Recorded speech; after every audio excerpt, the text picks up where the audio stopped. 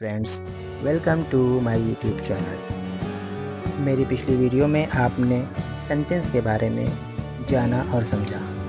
Sentence किसे कहते हैं?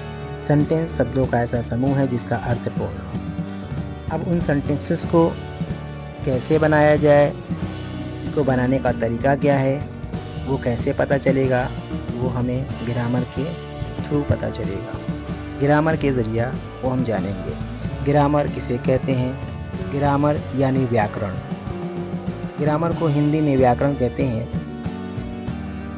ग्रामर की एक सिंपल सी परिभाषा है, वो ये है कि जिसके द्वारा किसी भी भाषा का ठीक ठीक लिखना और बोलना सीखा जाता है। ग्रामर इसकी सिंपल परिभाषा ये है, इसे हिंदी में व्याकरण कहते हैं, जिसके द्वारा किसी भी भाषा का ठीक ठीक लिखना और बोलना सीखा जाता है। दोस्तों, हम अपने रोज़मर्रा की ज़िंदगी में, डेली रूटीन में हम ये सुनते आते हैं ग्रामर, कभी बच्चों के मुंह से, कभी बड़ों के मुंह से, और कभी किसी के थ्रू हमें ये सुनने को आता है कि ग्रामर।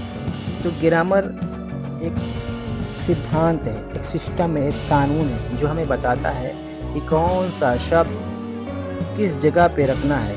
जैसे ये देख रहे हैं, यहाँ पे मैंने 2 सेंटेंसेस लिखे हैं। जैसे he is going to school, ये एक सेंटेंस है। Lata is reading a book, ये एक सेंटेंस है। इन सेंटेंसेस में कई शब्द यूज हुए हैं। इसमें एक शब्द है he is going to school, इसमें कई शब्दों के मिलने से एक सेंटेंस बना। अब ही के बाद इज़ लगा, फिर उसके बाद गो लगा, गोइंग लगा, और टू लगा, स्कूल लगा। तो हमें यही समझना है कि ही के बाद जो इज़ लगा, ही के बाद गोइंग नहीं लगा, स्कूल नहीं लगा, बल्कि इज़ क्यों लगा। तो इस प्रकार ये हमें कैसे पता चलेगा? ये ग्रामर के थ्रू हमें पता चलेगा। ग्रामर ये हमें बताएगा कि कौन सा शब्द कब लिखना है या पढ़ना है या बोलना है, उसके बाद कौन सा शब्द, उसके बाद कौन सा शब्द। तो हमें ये पता चला कि जब तक ग्रामर की जानकारी हमें नहीं रहेगी, तो तब तक हम कोई भी एक सेंटेंस कंप्लीटली तौर पर नहीं बना सकते हैं। इसलिए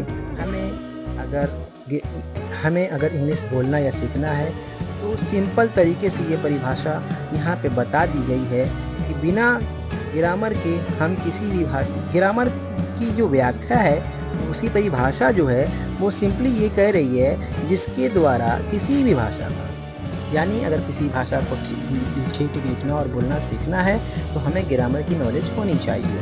यदि हमें ग्रामर की नॉलेज नहीं होगी, तो हम ये सही नहीं कर पाएंगे, करेक्ट नहीं कर पाएंगे कि ये सेंटेंस जो हम बोल रहे हैं या लिख रहे हैं वो सही है या गलत है। तो इसलिए दोस्तों, हमें ग्रामर की ठीक ठीक नॉलेज हासिल हो, इसके लिए आप मेरे वीडियो पर बने रहें, और मेरी अगली वीडियो तक बने रहने के लिए मेरे चैनल को सब्सक्राइब करें, लाइक करें और शेयर करें।